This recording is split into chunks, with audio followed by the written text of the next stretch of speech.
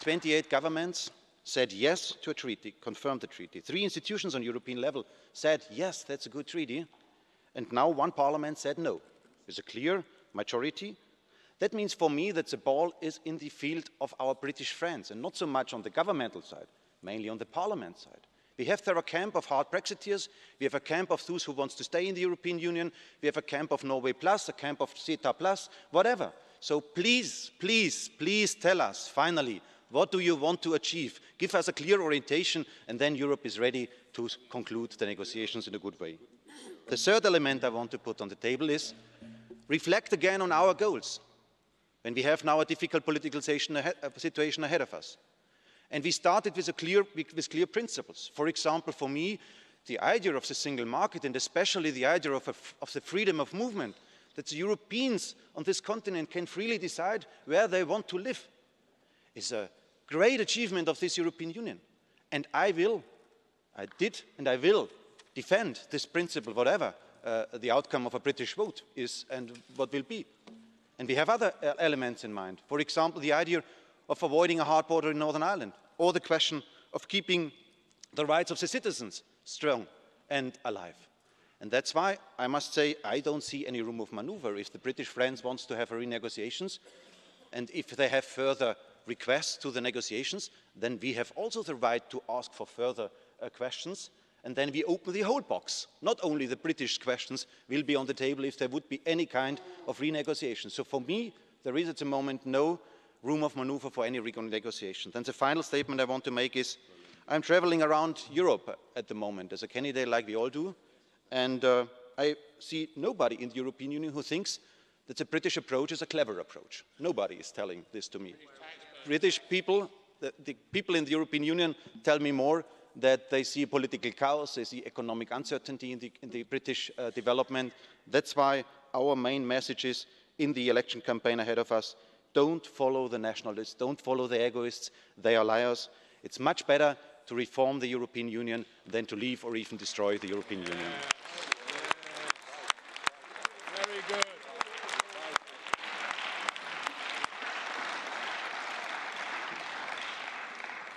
Our next speaker is Mr. Roberto Gualtieri. He will be speaking on behalf of the Progressive Alliance of Socialists and Democrats in the European Parliament. You have the floor, sir. Thank you, President.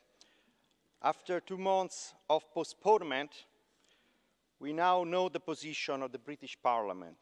An overwhelming majority voted against the withdrawal agreement and the political declaration. This is a historic defeat for the Tory government and Prime Minister Theresa May. We now know what the British Parliament does not want, but 70 days before the exit day, we don't know yet what they do want. The Parliament has also made clear last week that they reject a no-deal scenario. This is welcome, because no deal would be the worst outcome for everybody, but especially for the UK. We make clear today we will not water down the withdrawal agreement and put into question the credibility of the backstop. Protecting the peace process in Northern Ireland, avoiding a hard border, and safeguarding the integrity of the single market are not up for negotiations. Protecting the rights of the EU and UK citizens has been our priority throughout the negotiations, and we won't accept any solution that threatens their rights. The autonomy of the EU legal order, the safeguard of our social, labour, environmental and taxation standards, the honouring of financial commitments, the balance of right and obligation, none of this can be put into question. And we will not allow any temptation for bilateral solutions, which will not be beneficial for any of the parts involved. The unity between the institutions and within this Parliament in support of our chief negotiator is and will remain our greatest strength. We are united and we support you, Michel. So, where do we go from here? We need a positive majority from the UK side, and we need a clear direction and the capacity to deliver. Yesterday's vote clearly shows that at the moment we do not have that. The majority supporting this government may tonight stick together to stay in power, but they have shown they cannot agree and deliver on the most important question facing the country. Either a positive and credible majority on Brexit takes shape in the Parliament, or you need to put the question back to the people. We have always been and will be open to a closer relationship if the UK wants to change its red lines. Permanent custom union, single market were always options on the table. It was the UK government red lines that made them impossible. A more ambitious future relationship would be positive for both sides, and we are ready to engage on it in a constructive way in full respect of our guidelines and red lines. And we have always said very clear that we respect the outcome of the referendum, but we consider Brexit a historic mistake that would leave British people worse off. Article 50 is revocable, and if the Parliament, the UK Parliament, is not able to define a credible way forward, maybe it is the right time for the people to have their say with new elections or a new referendum. Our group is clear that if an extension of Article 50 is needed to provide the necessary time for any of these options, then we would not object. But any extension must be for a clear reason and not just to waste more time. Brexit is at a deadlock. The ball now is in the UK side. That must show responsible leadership and a clear vision, which are needed to open new perspectives and charter its way out of these difficult waters. We will remain constructive and reliable partners working for the interests of the European citizens.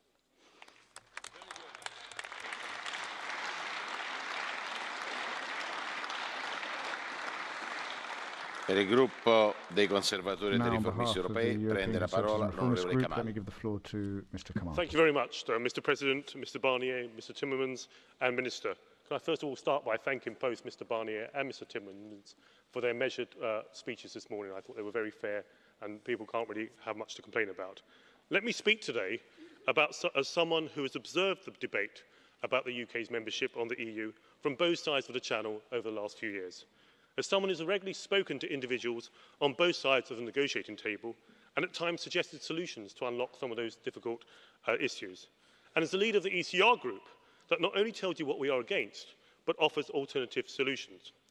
Since becoming an MEP, one of the things that has struck me about the UK-EU relationship has been the gap in perceptions between both sides of the Channel. Many in this House believe strongly in the post-war 1950s model of political integration, while for the last 40 years in the UK, the political class have often sold the EU more as a trade area, often neglecting to mention or downplaying the goal of political integration. The fact that politics is often about perception is equally true when looking at the withdrawal agreement. On this side of the Channel, the EU has been very clear that while they will not seek to punish the UK for leaving, they say that being outside the EU cannot be seen to be as good as being inside the EU. You in the EU, you've taken a tough stance in negotiations, not only because it is a good thing for negotiators to do, but also to make sure that any deal acts as a disincentive to other countries that might be thinking of leaving. So most people in this Parliament are happy that these negotiations or these objectives have been met, but also stress to me that compromises have been made along the way. Some worry that the backstop could give an unfair advantage to UK companies accessing the single market. Others are concerned that it may affect the ability of the EU to conclude future trade deals with other countries. And they tell me that they hope that the backstop is never needed, often repeated by speakers here. But let me tell you, in Westminster, opponents of this deal see it very differently. There is once again a gap in perceptions. They see a withdrawal agreement with legal obligations that they believe could bind them to a customs union forever. They refer to briefings from Commission officials who have told the press that the customs union will form the basis of the future relationship. They see the text on the future agreement as a list of aspirations with no legal obligations to move towards a future trade relationship or future relationships quickly. They are concerned that while the EU treaties have an exit clause in terms of the infamous Article 50, under the backstop they worry about being trapped in a customs union possibly forever. Many of them quote the song Hotel California. You can check out any time you like, but you can never leave. They also believe that the agreement shows a lack of respect for unionists in Northern Ireland, and they feel it does not take account of the views of both the unionist and the Irish nationalist communities as required under the Good Friday Agreement. And they also tell me, why do we need a backstop at all, given that the Irish Prime Minister has said that there will be no hard border in the event of no deal? For those Westminster opponents, many of whom are normally loyal and considered moderate, no deal is better than this deal. But of course, there are other reasons for the result of the last night's vote. As the official opposition, the Labour Party will seize every opportunity to seek to defeat the government. And as you see, they've already called for a vote of no confidence. But then there are other politicians who think that the public was smart enough to vote for them, yet somehow too stupid to understand what they were voting for in the referendum. These MPs aim to disrupt the process in the hope that they can reverse the referendum result. So as a consequence today, we find ourselves in a critical phase of the process. The EU has been very patient while the ball has been in the UK's court. But I'm afraid you're going to have to wait a little longer, while the government faces the vote of confidence, which I expect it to win, and the Prime Minister holds cross-party discussions to find a realistic way forward that can win the support of Parliament. At this point, the EU will face a choice. You can do nothing and prepare for no deal. You can gamble that Brexit could somehow be stopped, or you can attempt to address some of the concerns expressed. For example, by convincing British MPs that you have no intention of keeping the UK in the customs union forever, and that the backstop, if ever applied, would only be temporary. I understand that you see this as a lot to ask, given that you believe the UK has been offered a good deal. But just as in 2015, when a few tweaks to the renegotiation sought by David Cameron might have been enough to change the result of the referendum, I believe that it would be a great pity if no further efforts were made to try to reach an agreement that could help the British Prime Minister to forge a consensus at Westminster. We must never forget that this should be about people, not politics.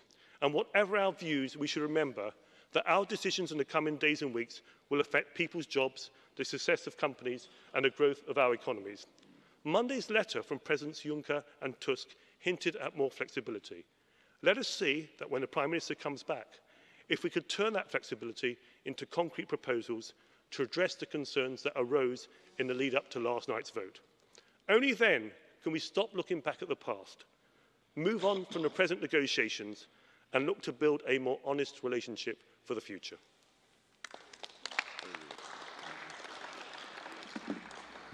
Per il gruppo dell'Alleanza dei Democratici e Liberali, alla parola l'onorevole Verhofstadt. Thank you very much. So, dear colleagues, let's be honest.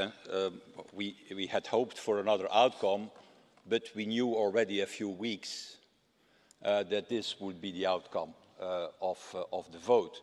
And the fact that the betting office in Britain didn't take bets on the outcome of the vote was already a clear indication of what would happen. And I have to tell you honestly, I'm not so surprised, because since the outcome of the referendum in British politics, in Downing Street, in Westminster, in Whitehall, well, they have produced always majorities against something, against the membership of the Union, against the membership of the single market, against the customs union, against the free movement of people, against the Irish backstop, and the list is very long. And I think in this debate this morning, Mr. Kamal, the question is how to break this deadlock. And I had hoped that you should give an indication in your intervention. You described the situation in Britain, we can follow it, but how you break this deadlock, how you avoid the devastating no-deal scenario. And I think my answer to that, and I hope that you're in agreement with me, that is that we need urgently a majority in favour of something in the House of Commons and in British politics.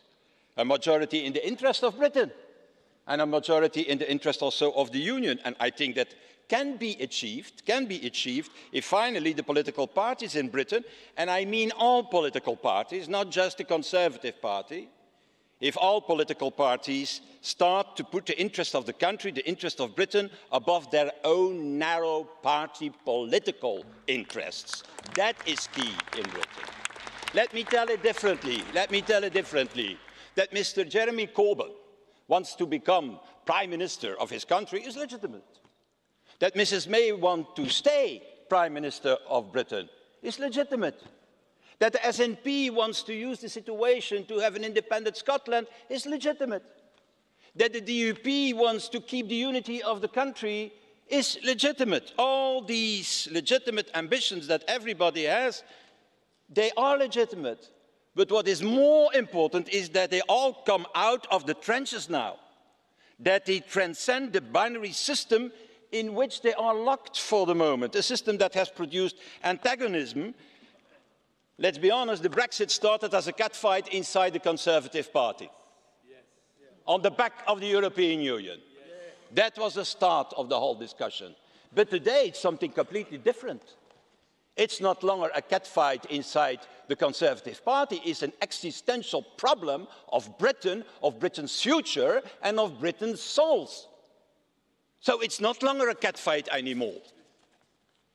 And I know, and it's not up to me as a humble Belgian to lecture the Brits on what to do, but I think it's time now to tell our British friends that for the sake of Britain itself, it's time for cross-party cooperation in Britain, as we do here in this Parliament from day one. So to define what a new relationship between the UK and the EU must be, and to redefine the red lines that are in fact unilaterally imposed from the beginning by the, well, let me say that the hardliners in the Conservative Party. And we from the European Union, I tell you that very honestly, are ready for a deeper future relationship, even more deeper than what is foreseen, Michel, in the political declaration, and you have confirmed that a few minutes ago. And if there is a cross-party majority in the House of Commons to go in such a direction of a more deeper relationship, we are ready to fully engage to obtain this and to make that happen. But there are two small warnings that I want to give. First of all, what we'll not let happen, deal or no deal, is that the controversy in British politics is now imported in European politics. While we understand that you can have need more time, I think it's a bad thing to go with Article 50 beyond the European election date. That should only continue the uncertainty for businesses and for people. And then my second warning concerns the interest of our citizens, EU citizens and UK citizens alike. Deal or no deal, Mr. President, we will do everything what is in our power to safeguard their rights, rights foreseen in the withdrawal agreement. And if necessary, together with our Libe Committee, we will directly engage with the House of Commons, with the Home Office Select Committee to secure these rights. Because I think all citizens can never, and I say never, be the victim of the party political games around Brexit as we see them today. Thank you.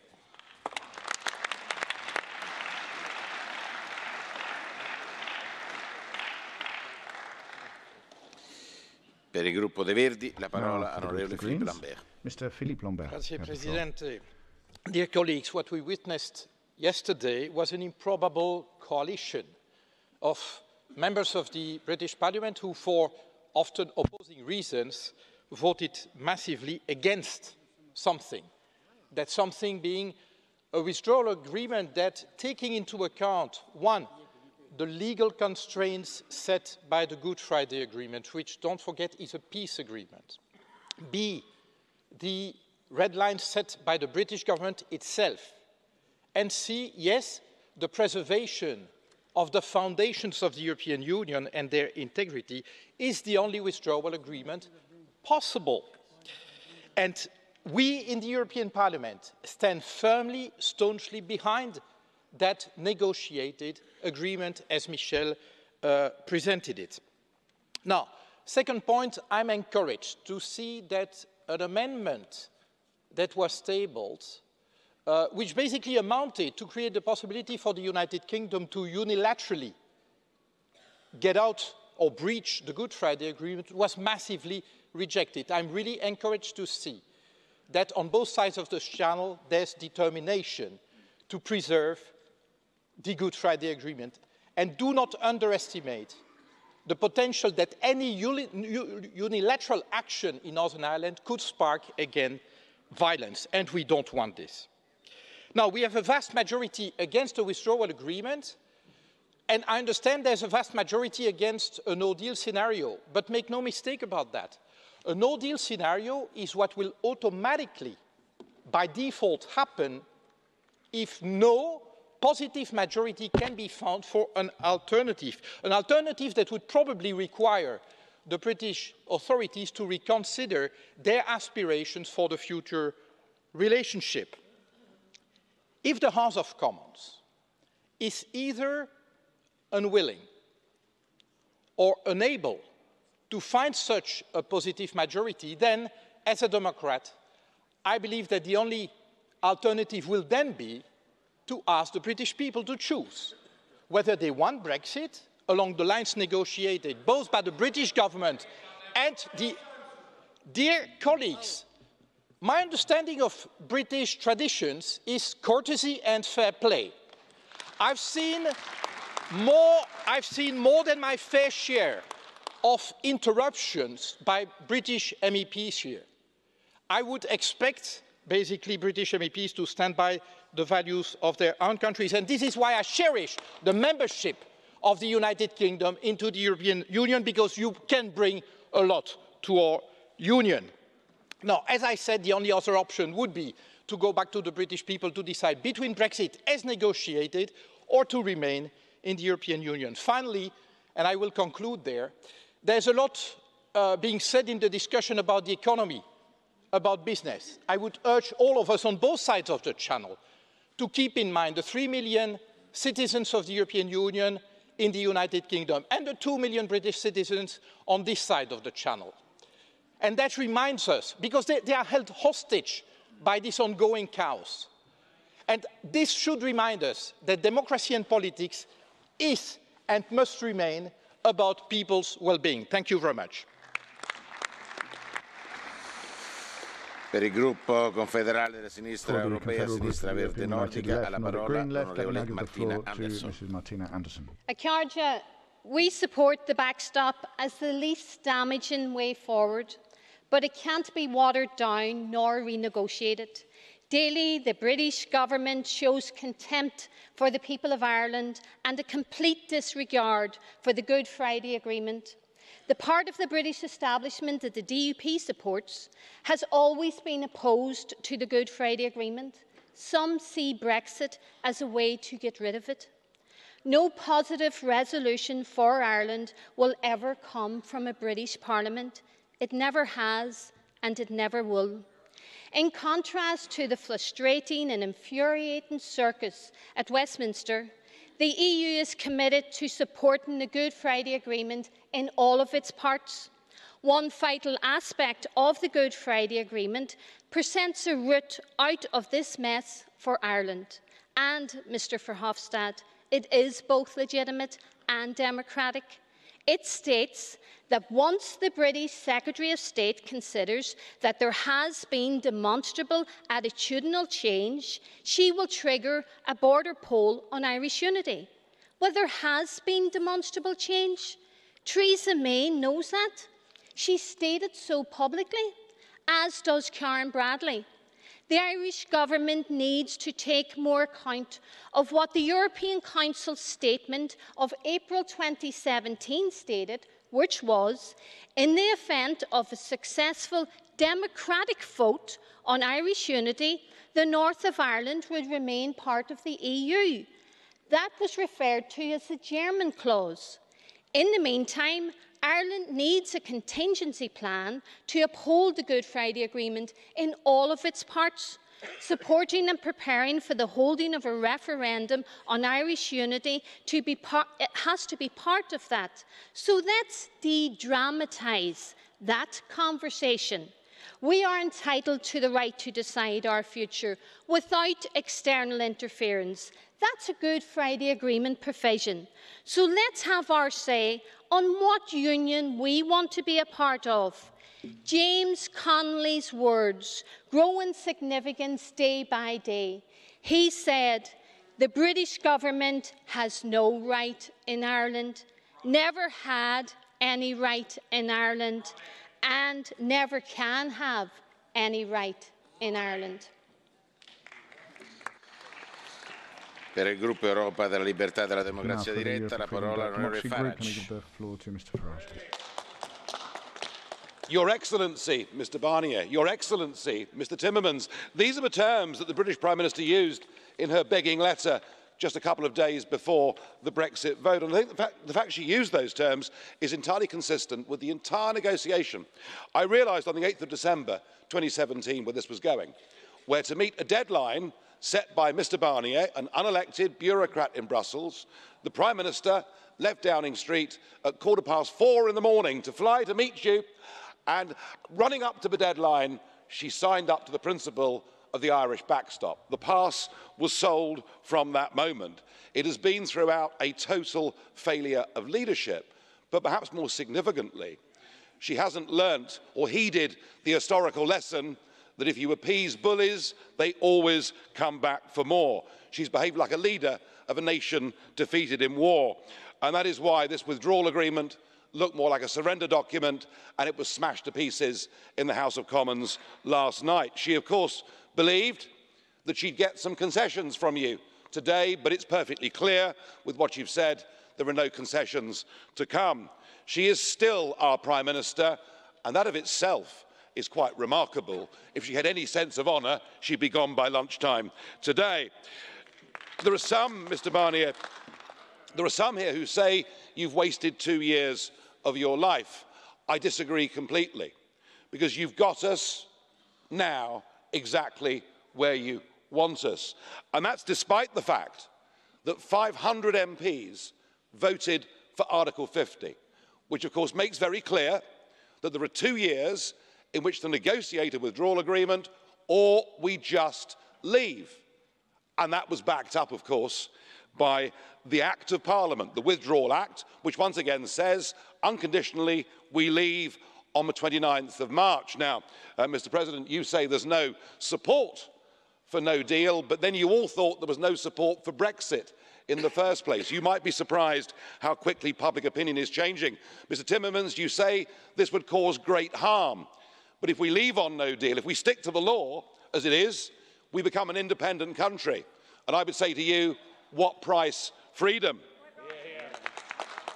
But I'll be the first to admit, I doubt this will happen, because working in cahoots with you, we have Mr Blair and many other leaders of the British establishment who treat the Brexit vote and treat voters in general with total and utter contempt. And there is a great tradition here, isn't there? We've seen it with Denmark and with Ireland. You make people vote again. All I can say is if we finish up with an extension of Article 50, we may well finish up fighting the next set of European elections, and we will fight them. And if the betrayal becomes complete and we are forced to vote in a second referendum, you may be in for a big surprise. The British may be a very placid people, very laid back, but I promise you, if they get pushed too far, it's a lion that will roar. We will be even more defiant if we have to fight a second referendum, and we'll win it by a bigger majority.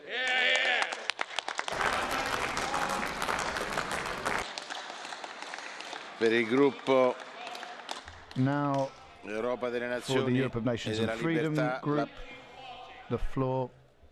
The speaker's interrupted.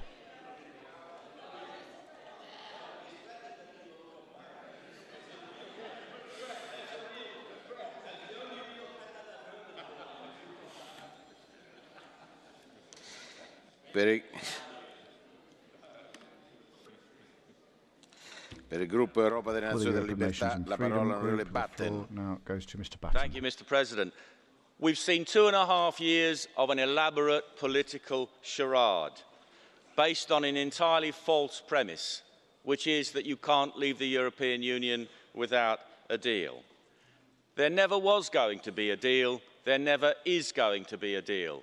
We've seen Mrs May and her emissaries go back and forward to Brussels in order to reach a withdrawal agreement that nobody wants.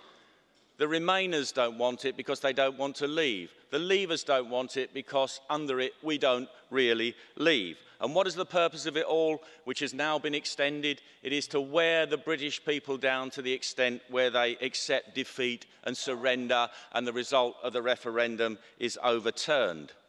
Well, not for the first time, I found myself agreeing with something that Mr Verhofstadt said. He said, how to break the deadlock. In the British Parliament, we need a majority in favour of something. Absolutely right, Mr Verhofstadt. And in 3 days, Mrs May has to come up with a plan B. Well, the good news is there is a plan B, which should have been plan A in the first place, which is to repeal the 1972 European Communities Act, leave the European Union under our law, and then to tell you how we're going to repeal and amend 45 years and tens of thousands of bits of legislation under our priorities and in our timescales. Now, Mrs May should immediately resign and hand over to somebody who can become Prime Minister who actually really does want to leave the European Union. And Parliament, the British Parliament, has the opportunity to redeem itself. If it betrays the result of the referendum, then it will destroy what remaining belief or faith there is in our democratic system, which isn't very high to start with. But they can turn things around if they want to. They can take the initiative. They can stop asking you how we can leave, and they can start telling you how we're going to leave. And I can tell you that the British people will never surrender.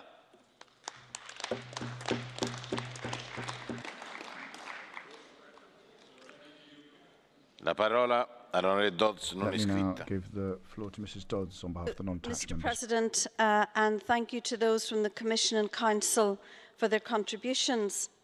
Last night in the House of Commons, MPs acted on behalf of the British people and decisively rejected the draft withdrawal agreement. In doing so, they defended the integrity of our precious union, the constitutional position of Northern Ireland, the unity of the UK's single market, and the UK's right to an independent future outside the European Union. Already in this House this morning, there is some confusion around the legal position in the United Kingdom. Much talk about delaying Article 50 or another referendum. Let me clarify.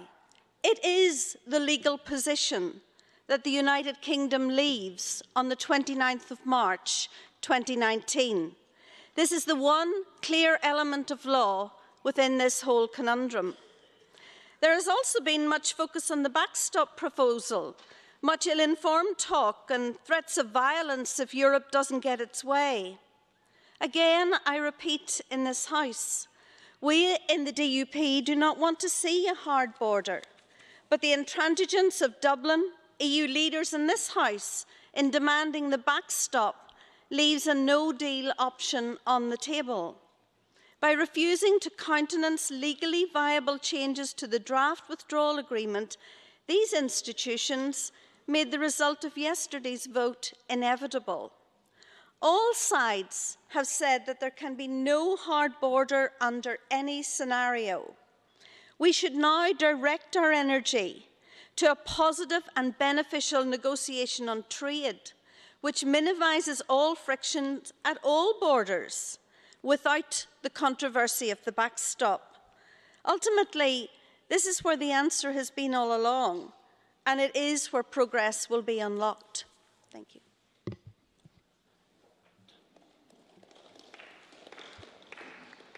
Il prossimo oratore è l'onorevole Elmar Brok.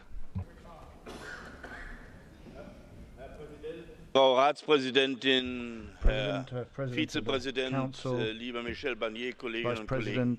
Ich glaube, in dieser Debatte wird es deutlich, als auch viele Äußerungen aus Hauptstädten, dass die Einheit der Europäischen Union diese Frage bestehen bleibt. 27 Länder und ihre Institutionen sind einig. In Großbritannien ist nichts an Einigkeit. Das ist das eigentliche Problem. Und wir bleiben bei unserer Einigkeit bestehen, für die Integrität des Binnenmarktes, die Einheit dieser Europäischen Union verteidigen. Das ist unser Interesse. Der zweite Punkt ist, gestern hat sich gefunden eine Koalition der Gegensätze. Die haben inhaltlich für eine Lösung nichts miteinander zu tun. Sie die Hard-Brexiteers und die Remainers und all das, was dazwischen ist, die dann Nein gesagt haben, weil sie andere Vorstellungen und Wünsche haben. No, but there was nothing they were in Theresa May ist nach dieser Lage wohl nicht mehr in der Lage, eine konstruktive Lösung anzubieten. Jetzt nach 2 Jahren zu sagen, man wird mit der Opposition reden, scheint mir 2 Jahre zu spät zu sein.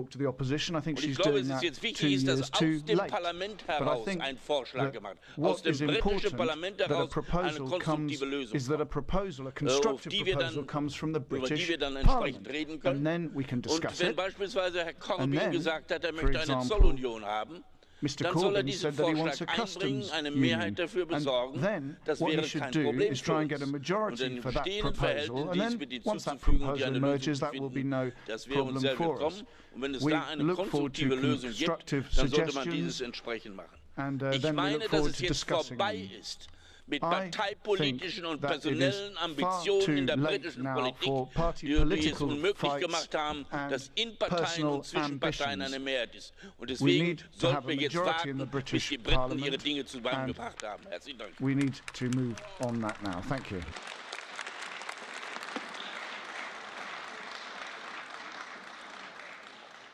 La parola all'onorevole Weidenholzer. Thank you, President. Dear colleagues, this is a historic moment. As we know, history always comes as a surprise. When we started our mandate in 2014, nobody could predict such a debate today. Not even in 2016, when we discussed the unexpected outcome of the Brexit referendum. It took more than 900 days till the British Parliament came to a meaningful decision.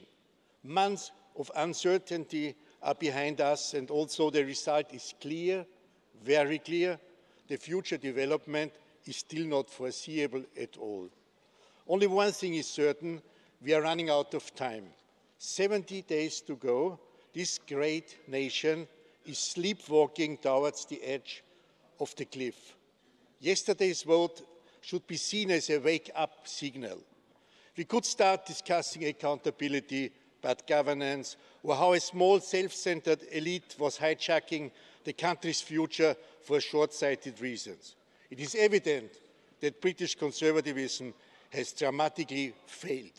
But this is not the moment for insisting on being right, much less of revenge or retaliation. Now is the moment for responsible action in the interest of the many and not the few. The ordinary people of Britain would be the losers of a hard Brexit. We, the remaining 27 member states who stayed united over the negotiations, have to be flexible for breaking the deadlock and to provide pragmatic solutions to minimize the damage. You can count on the Socialists and Democrats. And we should not forget that over the last 40 years, the UK has made a huge contribution to our common project. We will miss the expertise of our British colleagues. But life goes on, and we have to deliver. Therefore, we need certainty what the UK wants. We need a clear signal, and a people's vote undoubtedly could deliver. The British people should take back control, and this time nobody could argue that people did not know what they were voting for. We do not want to intervene into your domestic politics, but any decision to remain would be warmly welcomed. 140 colleagues joined me in an open letter to the British citizens this week to make it clear to everyone: we want you to stay, and we will welcome you back with open arms.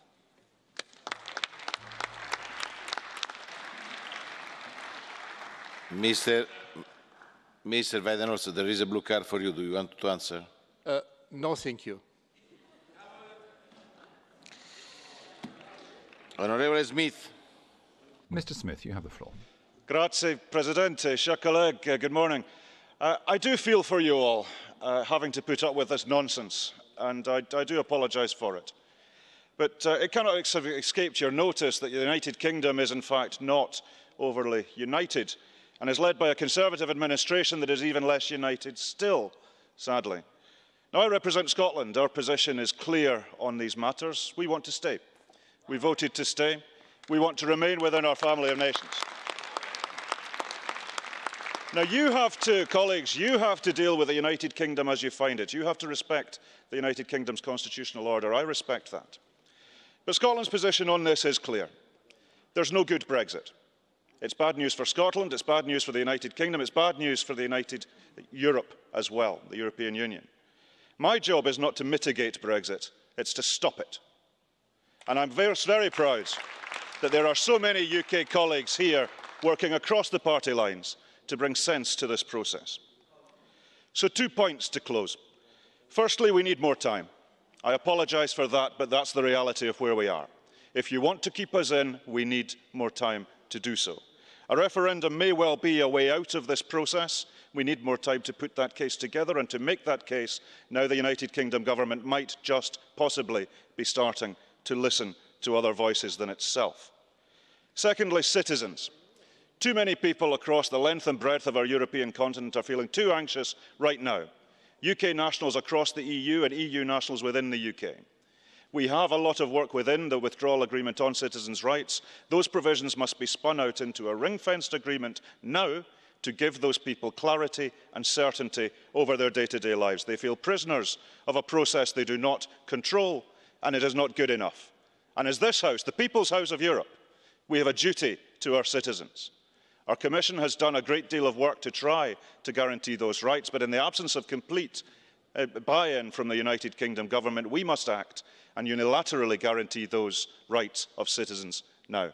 Those 2 steps might start to plot a way out of this impasse. I fear it will not come from Westminster. We need to step up ourselves. Merci bien.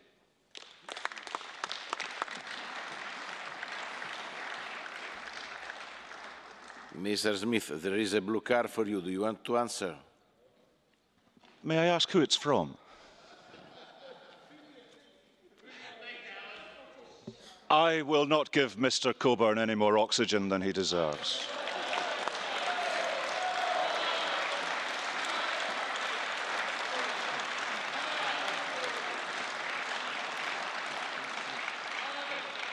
Onorevole Spinelli. Ms. Spinelli, you have the floor.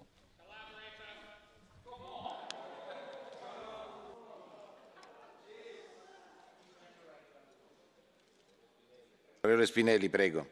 Grazie Presidente.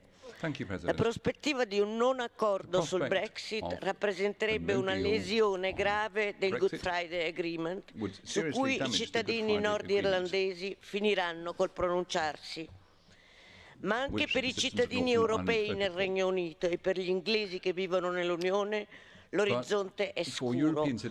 L'assenza di un withdrawal agreement li priverebbe di tutti i diritti legati alla libertà di movimento. Dal limbo di questi anni passerebbero all'inferno dell'incertezza legale.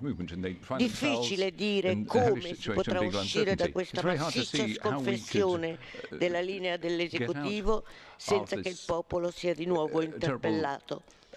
Comunque, se il no deal sarà confermato, Commissione e Parlamento dovranno fare di tutto per preservare almeno i diritti dei residenti inglesi, raccomandando l'allineamento delle procedure nazionali alle best practice già prospettate in alcuni Paesi membri e garantendo loro il libero movimento nell'Unione. Ben più grave il caso dei cittadini europei in Gran Bretagna, più di 3 milioni. Essi diverranno vittime, come già purtroppo i cittadini di Paesi terzi, dell'ambiente ostile promosso dai Tory fin dal 2012.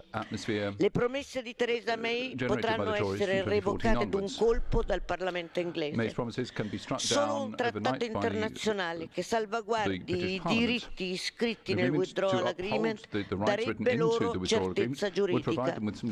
Il cosiddetto ring fencing dei diritti è possibile se l'Unione, oltre a proteggere unilateralmente i residenti inglesi in Europa, condizionerà i negoziati sulle future relazioni a un preliminare accordo bilaterale Unione-Regno Unito che preservi e migliori il capitolo diritti contenuto nel Withdrawal Agreement. Anche per questo è importante, cruciale, dare più tempo al Regno Unito. E infine vorrei dire un grazie particolare, molto particolare, a Monsieur Barnier. Mr. Barnier. The speaker's mic appears to have been cut off. La parola all'onorevole Atkinson. Mrs. Atkinson has the floor. The EU's sounding a bit desperate today, isn't it? Shutting down debate. Carpe diem, Mrs. May. Anyway, I'd like to thank a few people, Mr. Juncker and Mr. Verhofstadt, for being the EU poster boys for Brexit. Keep it up, lads. I'd like to thank the 17.4 million Brexit voters who put the great back into Britain. And to remind the EU, we are GB plc. We're not a subsidiary of the EU Parliament. Yet the largest plebiscite the UK has ever had is being betrayed. We have a Remain Prime Minister, we have a Remain Cabinet, and we have a Remain opposition led by a terrorist-supporting Marxist. What a choice. But the 17.4 million people said, we're better than that, and they deserve better than that. Together with our greatest allies, the US and our Commonwealth people, we can trade under World Trade Organization rules. We can and we will put the great back into Britain, the country of Thatcher, Churchill, and the 17.4 million brilliant Brexiteers. Together, we will make Britain great again. We don't need you. Let's go out and make Britain great again into the great wide world.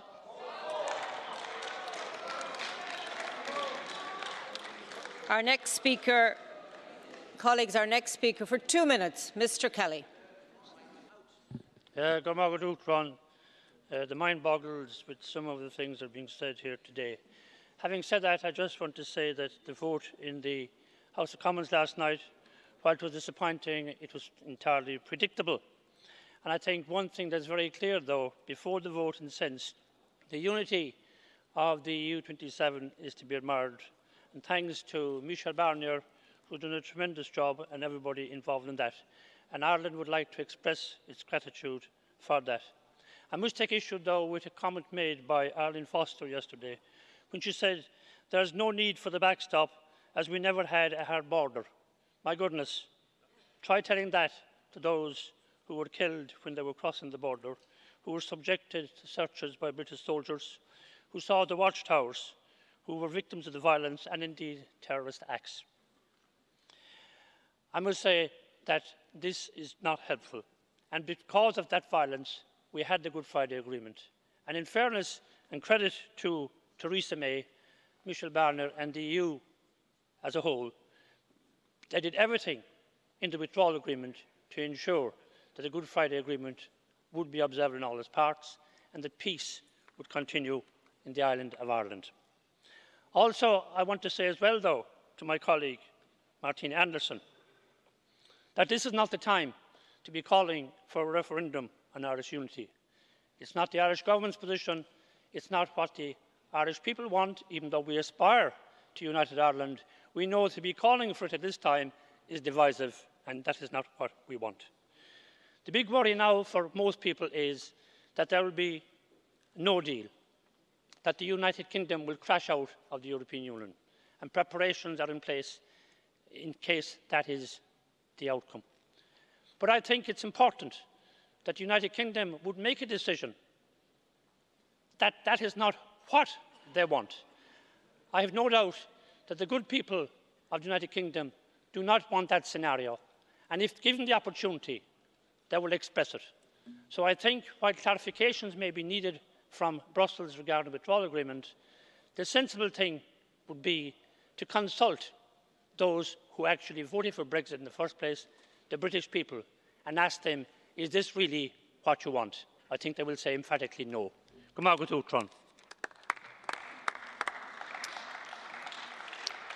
I now give the floor for 2 minutes to Mr. Dance.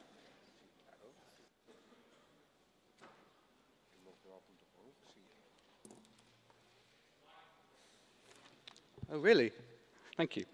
Thank you very much, Madam Vice Chair. Let's be clear about the process that got us here.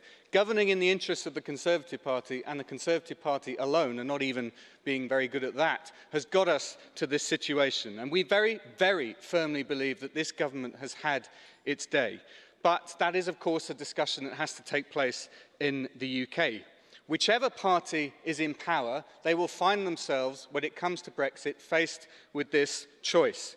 You either move away from the EU structures and destroy jobs, destroy life chances, reduce workers' rights and environmental protections, or you stay within the structures of the EU and lose all say and power over what those structures are. That is the fundamental and unavoidable choice when it comes to Brexit. Neither of those things is right for any country, and certainly not the United Kingdom. But I want to give you here a message of hope.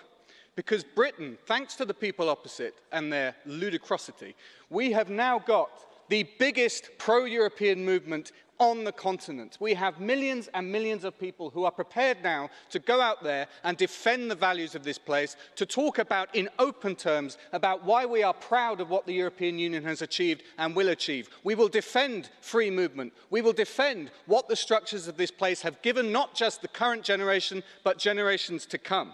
And the nonsense and fantasies of the people opposite have been found out. There is no majority in the British Parliament for no deal, but whether there is a new government, whether there is a new referendum, or whether or not Parliament has a majority for some other way forward, we must recognise that we might need more time.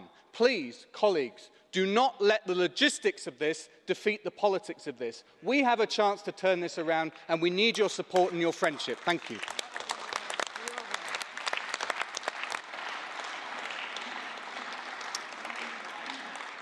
Thank you. I now give the floor to Madam Scott Cato for 1 minute, please.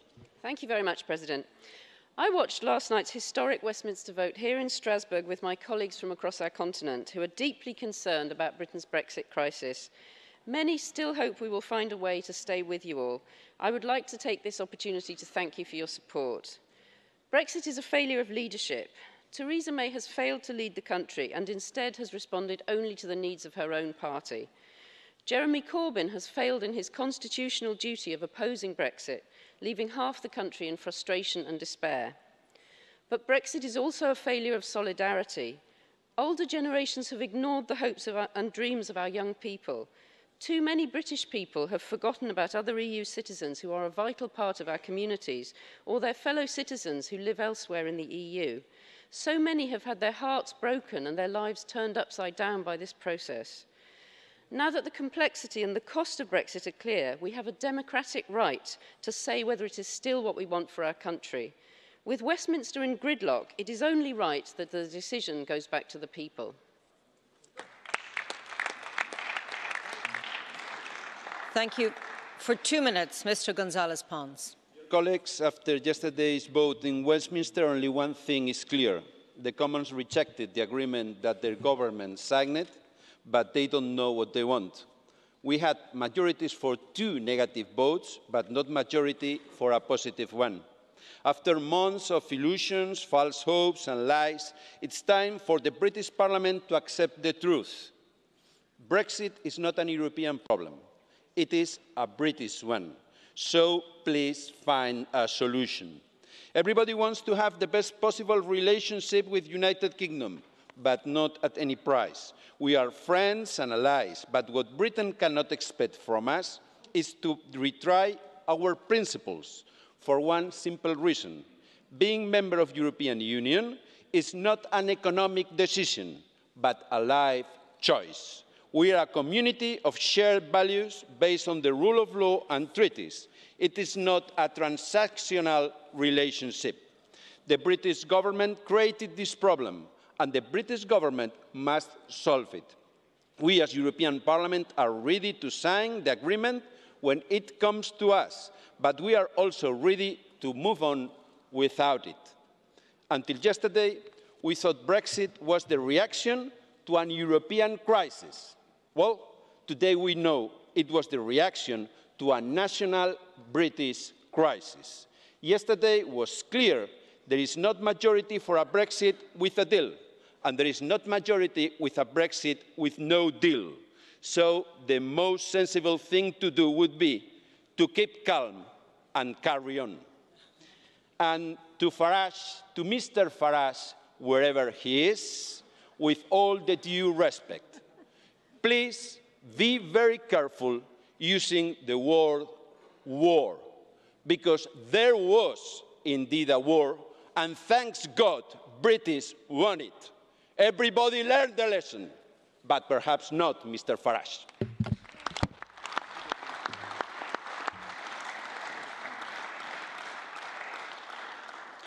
Mr. Gonzalez-Pons, there is a blue card from Mr. Etheridge. Would you like to take the question? Of course not. Sir, 30 seconds, please. Did you say no? Oh, apologies. I will go for a hearing check, colleagues. Mr. Gonzalez-Pons said no. Thank you for that clarity. I now give the floor. You're leaving the chamber, Mr. Etheridge. OK, thank you. We now give the floor for 2 minutes to Madame de Lange. Yes, thank you very much, Madam Chair. And I have to say, watching yesterday's debate in the House of Commons, which is, of course, a parliament that, due to its tradition and history, we hugely respect, I couldn't help but thinking, boy, collectively, they don't know what they want, but boy, do they hold great speeches about it. A bit like Mr. Farage, actually, who even in this only 1.5-hour debate about Brexit, mind you, his raison d'être, can't be bothered to remain in this chamber. He held his speech, put it probably on YouTube and left the room. This is what he always does. But I have to give it to Mr. Farage. He does know what he wants. What he wants is the hardest no-deal Brexit possible, only for his buddies then afterwards to dismantle the NHS, to destroy ordinary people's jobs and create a banker's paradise, uncontrolled. Listening then to the debate in this House, in this European Parliament, what I hear from colleagues is, please, let's sit down and look at what we can agree in terms of creating a majority and finding a solution. Mr. Corbyn says he would prefer a customs union. Why doesn't anyone put forward an amendment in the House of Commons that actually says that, and see how far we can get? A customs union would be the best solution if, regrettably, the British leave, in order to keep jobs on both sides of the water and actually find a workable solution. We went into politics, dear colleagues, here and in Westminster, not only to give speeches, but to sit down, create majorities and find solutions. Let's get to work. Thank you very much. Thank you. Colleagues, I now move to catch the eye, and if we all respect the 1 minute, I will take as many as possible. Mr. Kyrtsos, 1 minute. Thank you. Our British friends are in a state of political confusion as far as Brexit is concerned. We should respond with a creative approach. First, we should offer the British more time to make up their minds. Second, in case they decide against hard Brexit and are reconciled with the idea of participating in the customs union, even in the single market, we should accommodate them. After all, we also made serious mistakes that led the British people to vote in favour of Brexit. The European Union needs badly the United Kingdom, and every day it seems to me that it becomes obvious that also the United Kingdom needs the European Union. Thank you. Thank you. Mr. López Aguilar. Señora Presidenta, una mayoría negativa, que es la suma de muchos noes, ha sumido al Reino Unido en un largo túnel de confusión, incertidumbre y crispación del que la sociedad británica sale más dividida que nunca sobre su propia pluralidad política, social, territorial y generacional. Y no corresponde a este Parlamento Europeo discutir infinitamente sobre el artículo aplicable para que la sociedad británica encuentre su salida del laberinto que ha causado un uso desdichado del referéndum que otro referéndum con un debate informado podría enmendar. Sí que nos corresponde expresar apoyo y reconocimiento a los millones de británicos que han resistido con coraje la mentira y la demagogia nacionalista y populista, y por supuesto apoyar, Monsieur Barnier, la unidad negociadora de la Unión Europea con un mensaje tranquilizador, con un mensaje garante y comprensible para todos aquellos ciudadanos, las personas que más temen el impacto de la inseguridad y de la incertidumbre en sus vidas. Gracias, señora presidenta. For those people who are most worried about the effect of uncertainty on their lives. Thank you, Madam President. Przewodnicząca, panie i panowie posłowie, kryzys demokracji europejskiej widzieliśmy na tej sali. Tyle razy słyszymy o pluralizmie i dialogu, a za każdym razem, kiedy koledzy chcieli zadać pytanie, słyszeli twarde nie, żadnego dialogu, żadnej rozmowy i tak dalej. No ale powiedzmy, my jesteśmy reprezentatywnym, ale małym kolegium. Europa patrzy szerzej. Ten kryzys widzimy dzisiaj The crisis that we see, it's all over the place. In Germany, niskie od 70 lat wyniki dwóch głównych partii politycznych zmieniających się władzy albo rządzących razem. Francja, rekordowo niska frekwencja w wyborach parlamentarnych, mimo prezydenta, którego podziwia cała Europa, oprócz francuskiej ulicy. Również referendum brytyjskiego nie zrozumieliśmy. Jeżeli naprawdę chcemy obronić współpracę europejską, jeżeli chcemy, żeby Europa współpracowała, czas zmienić tą politykę, która przestraszyła Brytyjczyków. Imigracjonizm, armia europejska, no unifikację walutową to na szczęście oni wyłączyli. Im szybciej to zmienimy, tym więcej szans zostawiamy Europie. I am strict with everyone in this matter. Mr. Hadji Georgiou for 1 minute. Thank you, Madam President. Νομίζω ότι το Κοινοβούλιο εδώ έχει δώσει κατεύθυνση προς το Βουλή των Κοινοτήτων για επαναπροβληματισμό. Really raised the question with the UK Parliament and has made its position clear. All I can say is that this result was not just a defeat for the UK government, it was really over years and years and years a defeat for political powers. And πρέπει να κάνουμε αναφορά σήμερα σε ένα όνομα, ένεκεν του οποίου βρισκόμαστε σήμερα εδώ και ένεκεν του οποίου βρίσκεται ολόκληρη η Ευρωπαϊκή Ένωση και η Βρετανία σε αυτήν την κατάσταση. Και είναι το όνομα του κυρίου David Cameron. Γιατί το λέω, όχι για να χλεβάσω, αλλά για να πω ότι οι μεγάλοι ηγέτες στις κρίσιμες ώρες δεν κάνουν παιχνίδια. Δεν παίζουμε χαρτοπέγνιο, δεν είμαστε γκάμπλερς. Το τρίτο, δημοψηφίσματα. Πρέπει να γίνονται με φιδό, ιδιαίτερα όταν οι σημερινοί αποφασίζουν για το πώς θα ζουν εδώ οι άνθρωποι έναν αιώνα μετά. Με φιδό τα δημοψηφίσματα.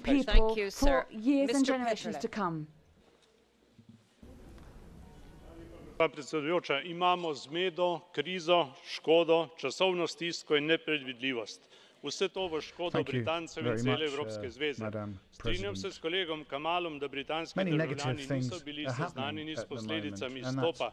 Bili so populistično zavedeni s pravljico o neodvisni in bogati prihodnosti. Koliko je vredna demokracija, ki ne temelji na resnici? Plačujemo davek populizmu. Danes Britanci vedo, kaj pomeni dogovor, kaj ne dogovor in kaj ostati v zvezi. Včeraj je padel dogovor, če poenostavimo, sta ostali dve opciji, ne dogovor ali ostati v Evropski zvezi. Če se ni sposobna odločiti elita, naj odločijo ljudje. Čim dlje bo trajala nejasnost, da več podjetij bo zapustilo Veliko Britanijo in tem več državljanov bo iskalo državljanstva po Evropi. Jaz sem za podaljšek roka in za drugi referendum, predvsem pa za Združeno Evropo z Združenim kraljestvom. Hvala. Mr. Tarabella. I'm in the favour of more Europe. Thank you. Mr. Tarabella. Je voulais répondre à M. Kamal, mais il est parti, le leader des conservateurs britanniques au sein de ce Parlement, et aussi à M. Farage. C'est d'abord à David, mais lui aussi est parti, parce que ce qui les intéresse, c'est de faire un show en plénière et puis de s'en aller. Le débat ne les intéresse pas. C'est à David Cameron qu'il incombe la responsabilité du Brexit, puisqu'il a pris en otage son peuple pour essayer de se faire réélire. Et évidemment, les populistes ont embrayé. Je voudrais saluer Michel Barnier et toute son équipe, car il a raison de dire que cet accord de 600 pages est le meilleur compromis possible. Et évidemment, le problème est que, je vais un peu paraphraser Margaret Thatcher, ça m'est pas arrivé longtemps dans ma vie parce que je n'avais aucune sympathie pour cette ancienne première ministre, mais I think that there is no alternative. Plutôt si, la seule alternative, c'est que la situation chaotique d'aujourd'hui, on peut en profiter en donnant du temps au temps. Et je pense qu'au niveau du Royaume-Uni, au-delà des populistes, ce sont les gens raisonnables qui vont triompher. Ceux qui pensent que et nos citoyens et l'économie ont intérêt à ce que le Royaume-Uni reste. Et je pense qu'en définitive, c'est ma conviction qu'il n'y aura pas de Brexit. Will find it a benefit to keep the UK, and I feel convinced they won't actually leave. Mr. Starbatti. Präsidentin, wir wissen, Madam President, dass die jetzige Lösung gescheitert ist, die auf dem Tisch lag. Possible solution that we had on the table has failed. We know that ohne Absicherung katastrophal ist. Auch das Nordirland-Problem ist nicht gelöst. Also es bleibt letztlich nur übrig, das Volk noch einmal zu befragen. All we can do now is ask the people ja, wir haben es ja bereits gefragt. Das ist nicht demokratisch, es wieder zu befragen. Nein, Demokratie ist Herrschaft des Volkes und nicht das Verweilen bei einem Fehler. Insofern ist das Beste, das Volk noch einmal zu befragen mit der Fragestellung, wollen wir noch einmal in Verhandlungen mit dem Europäischen Parlament, der Kommission, mit dem Rat eintreten. Und dann möchte ich an dieses Haus eine ernste Bitte richten. Wir sollten nicht auf hohem Ross sitzen, wenn wir verhandeln, wie es bisher der Fall gewesen ist. Alles, was ich in diesem Haus gehört habe, war letztlich Gott strafe England. Das ist die falsche Haltung. Wir müssen sagen, was brauchen wir für Europa? Was brauchen wir für uns? Was brauchen wir für Großbritannien? So müssen die Verhandlungen geführt werden. Dann kommen sie auch zu einem Erfolg. Proceed with the negotiations. Next speaker, Mr. Flanagan. The first thing that needs to be said, and it isn't often I agree with MEP Kelly here, is to come back on what Arlene Foster said about there being no hard border in Ireland ever. I'd love to know where Arlene Foster was when the hard border was there. Maybe it wasn't there for her because she was so influential, she didn't get stopped, but it was there. It's quite clear now we need an extension to Article 50. The game of chicken being played is heading for a crash. In the event that this does not happen, then the EU needs to lay out exactly how it's going to help the Irish economy and in particular our farming communities. I heard a comment from MEP González Pons here that this is not Europe's problem.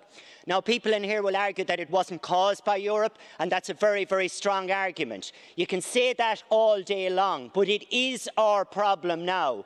We in the Republic of Ireland are members of the European Union.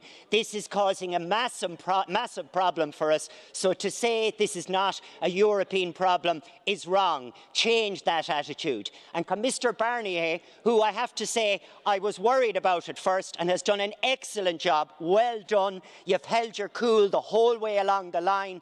What exactly financially will be done for Ireland? You actually got extra seconds. I now give the floor to Mr. Hökmark. Madam President, first of all, regarding our UKIP colleagues, as far as I understand, they don't have a single seat in Westminster. Not any seat elected by the British people in Westminster regarding how to deal with the future of the United Kingdom. And I think there is a point in that. But also, Mr. Farage and all you others, you should be grateful to the European Union, because without the European Union, you wouldn't have any parliamentary representation anywhere. Second, regarding our British friends and those who are dealing with those issues in Westminster, if they want prolongation, if they want time for reflection, if they want to return back to the European Union, let's tell them you are very welcome. And finally, Madam Grappini. Mulțumesc, doamna președintă, domnule comisar, dragi colegi, s-au spus foarte multe lucruri aici. Este un subiect extrem de important.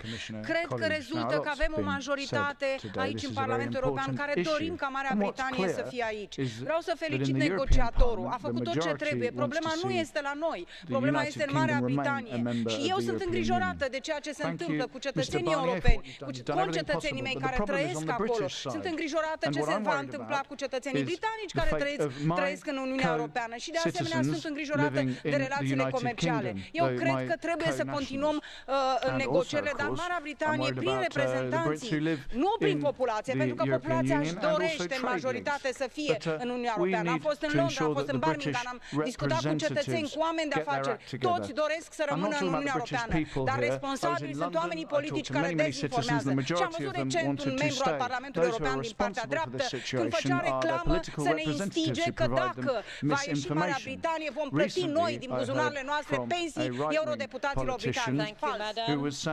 Colleagues, that completes the United Kingdom would leave, then we would pay the price. I now return to the end of our debate and give the floor to Vice President Timmermans. Thank you very much, Madam President. Without the resilience of the British people in our darkest hour, we would probably not be sitting here. My country also is grateful for the freedom British soldiers brought to our shores. There is an unbreakable link between the United Kingdom and Europe. And whether the United Kingdom is in the European Union or not, it will be part of Europe in a way that will define our common destiny. Now, it pains me to see the United Kingdom as divided as it is today. The division caused by Brexit has a paralysing effect on British society.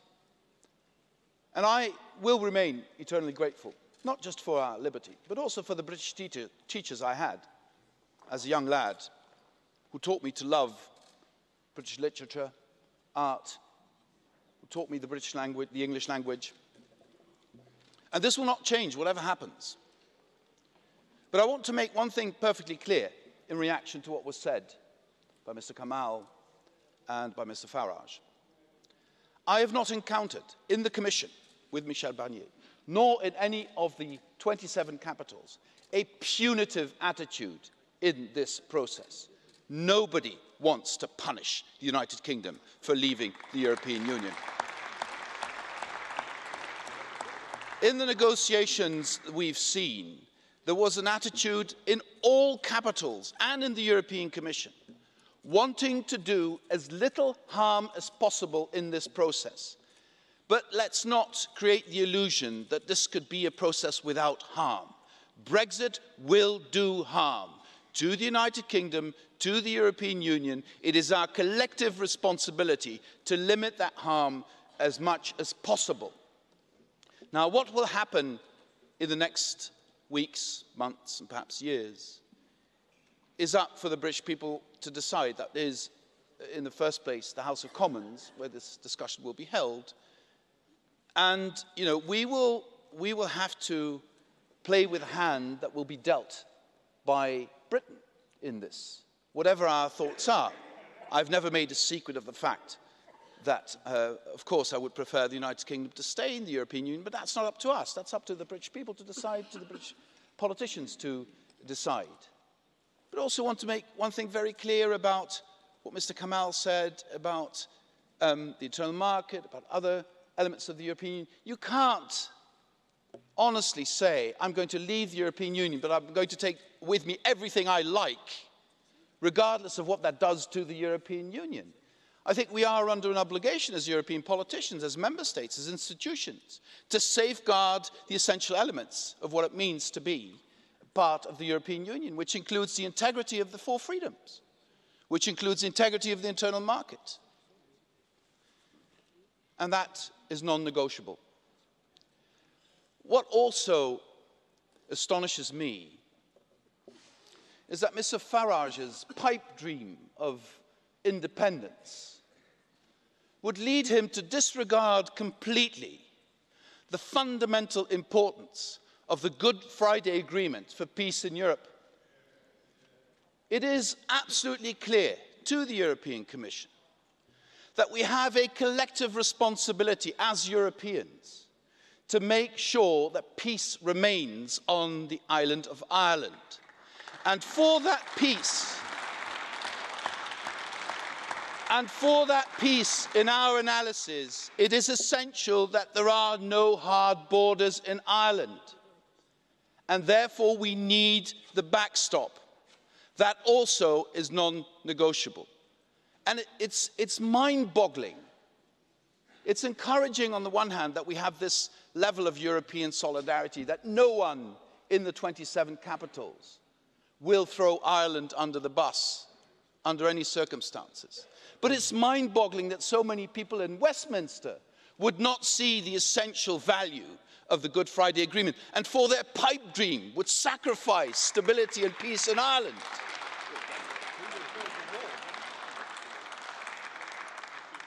And I'm not even talking about the jobs lost, investment opportunities lost, and all of that.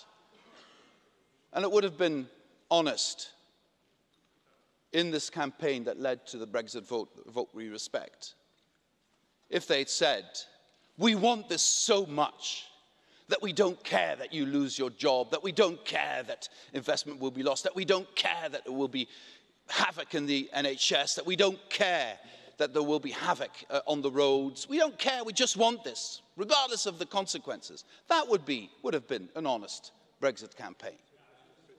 Anyway, we will wait for the decisions in Westminster and the UK. We will continue in an honest way with our project to do as little harm as possible, regardless of the cards that we will be dealt. And Mr. Kamal quoted the Eagles. Let me stay closer to home and quote the Rolling Stones. You can't always get what you want, but if you try, sometimes you might get what you need. Thank you.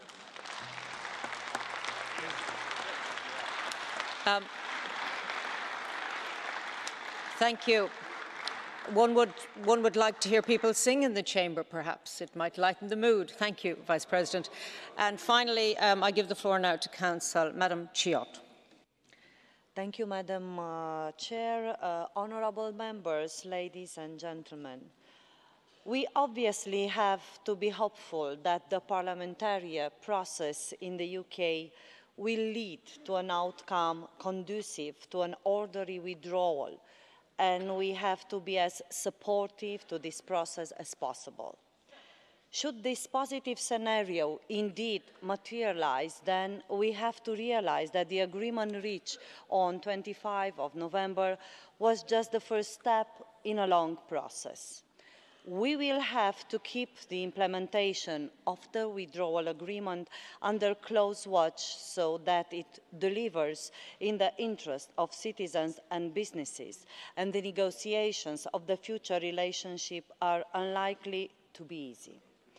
We will therefore count on your cooperation at all the stages of these processes in the years to come. Thank you very much once again for your attention.